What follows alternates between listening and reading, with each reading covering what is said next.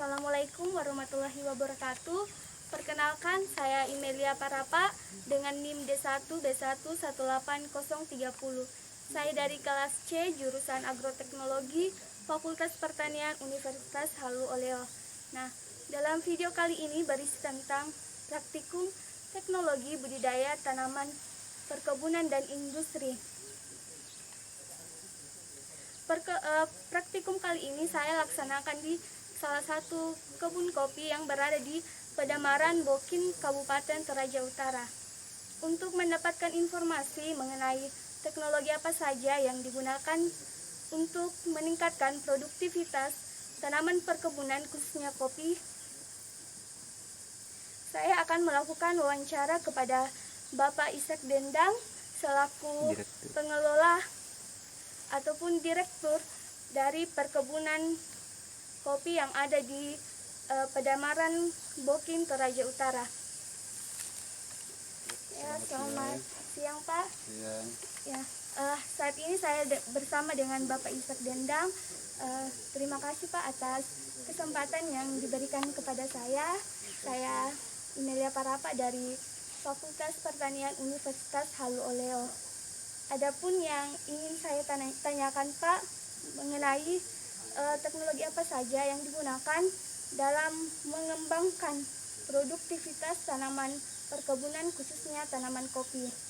Terima kasih. Sebetulnya kalau kita mau menjawab secara jujur, yang kita lakukan di Torko sebetulnya sudah teknologi modern ya. Teknologi modern. Kenapa dikatakan seperti itu? Karena Torko Jaya terutama bukan saja dari kuantitas, tapi yang terutama adalah kualitas ya. Ya, jadi kita menanam, jadi kita Torko itu sebetulnya sudah kategori modern ya. Yaitu kita pertama kita memilih varietas yang unggul ya. Artinya varietas yang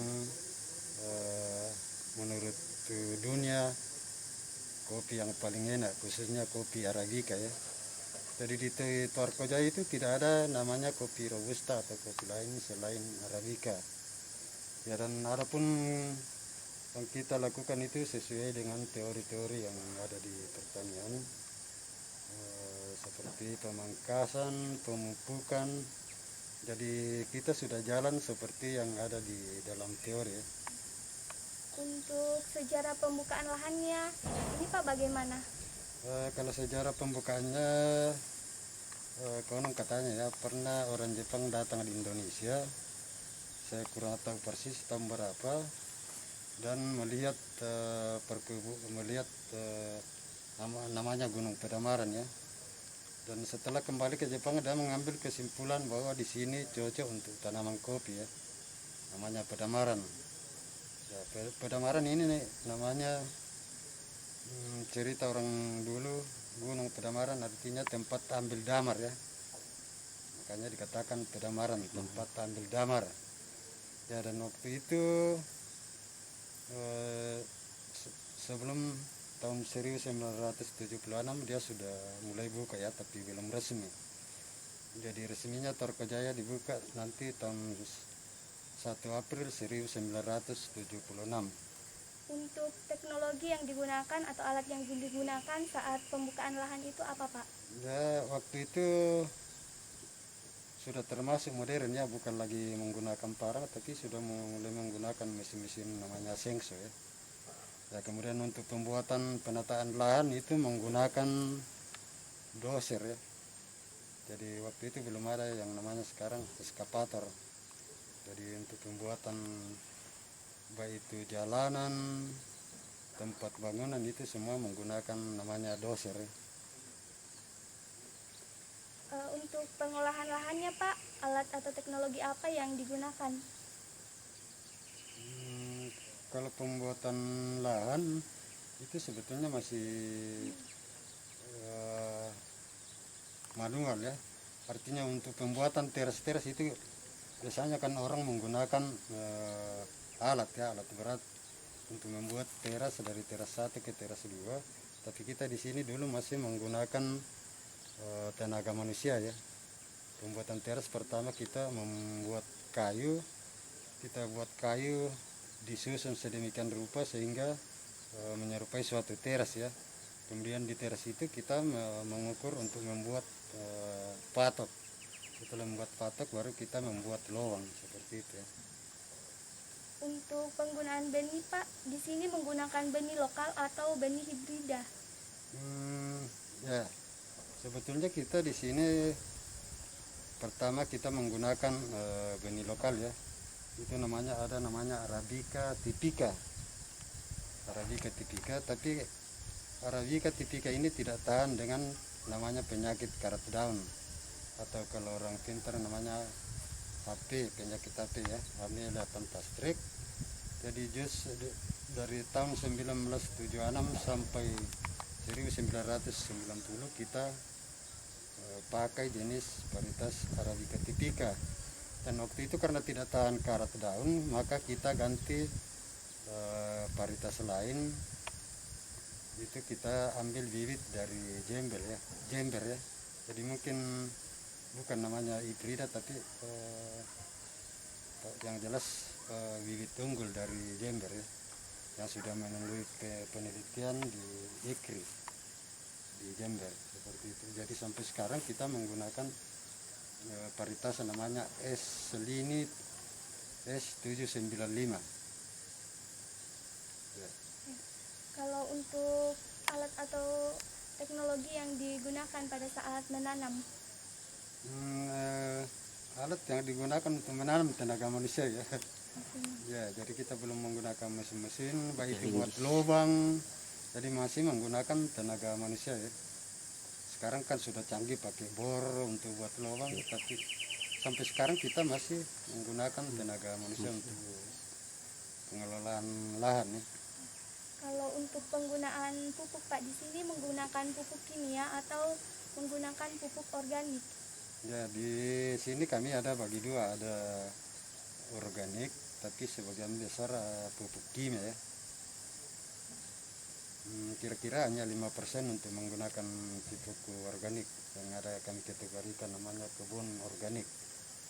Ya, yang 95% itu masih sudah menggunakan pupuk kimia seperti urea, TSP, KCl, kapur, seperti itu ya. Untuk alat atau teknologi yang digunakan untuk mengendalikan OPT atau organisme pengganggu tanaman itu seperti apa Pak? Sebetulnya itu tidak ada ya. Dulu kita masih menggunakan pestisida, tapi sekarang setelah adanya Rainforest, karena kita mendapat sertifikasi dari Rainforest, itu tidak ada perlakuan sama sekali, artinya kita biarkan saja ya. Pada saat panen Pak, apakah ada alat atau teknologi yang digunakan untuk memanen? Tidak ada, baru tenaga manusia ya. Tidak sama di Brasil kan yang pakai mesin satu kali petik, tapi di sini belum ya. Karena kita tadi saya katakan itu kita mempertahankan namanya mutu ya. Karena kalau kita memetik seperti yang di negara-negara maju, itu mutunya kurang bagus ya, karena itu yang masih muda, setengah muda itu satu kali petik. Kalau kita di sini harus yang betul-betul masa normal baru petik ya. Berikutnya Pak, apakah ada kendala yang dialami dalam mengembangkan perkebunan kopi ini? Terus apakah ada metode yang digunakan untuk mengantisipasi kendala tersebut? Ya, kendala kami yang seperti saya katakan tadi, masalah besar dulu yang namanya varietas typica. Ya, karena dulu waktu tahun 90 di situ mulai pergantian secara total ya. Karena semua yang jenis typica itu hampir semua mati dulu. Karena penyakit, namanya penyakit karat daun. Jadi mungkin 1-2 tahun setelah itu baru kita mulai ada produksi lagi ya, karena produksinya menurun. Kemudian yang kendala yang berikut di sini masalah cuaca ya. Karena cuaca di Toraja itu sebetulnya tidak teratur. Padahal kita kalau namanya perkebunan kita itu tergantung dari cuaca atau musim. Ya, jadi kapan ada musim kering, otomatis produksi kita bagus ya. Di tahun berikutnya seperti sekarang di dalam tahun 2020 sekarang tidak ada yang namanya musim kering atau kemarau, jadi otomatis tahun depan produksi kita kurang ya. Ya itu masalah besar di perkebunan, itu masalah curah hujan. Demikian hasil wawancara kepada Bapak Ishak Dendang selaku pengelola perkebunan di Pedamaran. Kami ucapkan terima kasih atas waktu yang telah diberikan. Jadi demikian hasil wawancara dari saya. Jika ada salah kata atau kekurangan, saya mohon maaf. Sekian, wassalamualaikum warahmatullahi wabarakatuh. Baiklah, dari hasil wawancara yang telah dilakukan dengan Bapak Ishak Dendang selaku pengelola dan juga manajer perkebunan kopi milik Tuarko Jaya. Adapun informasi yang didapatkan di mana perkebunan kopi milik PT Tuarko Jaya telah menggunakan teknologi modern, dilihat dari segi kualitas dan juga kuantitasnya, di mana PT Tuarko Jaya memilih varietas yang paling unggul, yang menurut dunia kopi paling enak, khususnya kopi Arabica. Jadi untuk sejarah pembukaan lahan perkebunan kopi milik PT Tuarko Jaya. Jadi dahulu ada orang Jepang yang datang ke Indonesia dan melihat gunung Pedamaran. Lalu orang Jepang tersebut kembali ke negara asalnya, kemudian menarik kesimpulan bahwa di gunung Pedamaran ini cocok untuk ditanami kopi. Untuk alat yang digunakan pada saat pembukaan lahan itu menggunakan senso atau yang biasa digunakan untuk memotong kayu, dan juga menggunakan doser untuk penataan lahan. Kemudian untuk pengelolaan lahannya ini masih menggunakan tenaga manusia. Misalnya dalam pembuatan teras dari teras satu ke teras lain masih menggunakan tenaga manusia dengan menyusun kayu sedemikian rupa menyerupai suatu teras. Kemudian pada teras dilakukan pengukuran untuk pembuatan patok yang kemudian dilakukan pembuatan lubang. Lalu untuk penggunaan benih, jadi benih yang digunakan di perkebunan kopi milik PT Tuarko Jaya ini menggunakan benih lokal, varietas lokal Arabica tipika. Karena tidak tahan dengan penyakit karat daun, maka digunakan juga varietas lain, yaitu bibit unggul dari Jember. Kemudian untuk alat penanamannya itu masih menggunakan tenaga manusia. Untuk penggunaan pupuk ada dua, yaitu menggunakan pupuk organik dan juga menggunakan pupuk kimia. Jadi 5% untuk pupuk organik yang disebut kebun organik, dan juga 95% untuk pupuk kimia seperti urea dan juga kapur dan sebagainya. Lalu alat yang digunakan untuk mengendalikan hama atau penyakit tanaman dulu itu masih menggunakan pestisida, namun setelah mendapatkan sertifikasi dari Rempores maka tidak ada lagi perlakuan atau dibiarkan saja. Untuk alat pemanenan ini masih menggunakan tenaga manusia.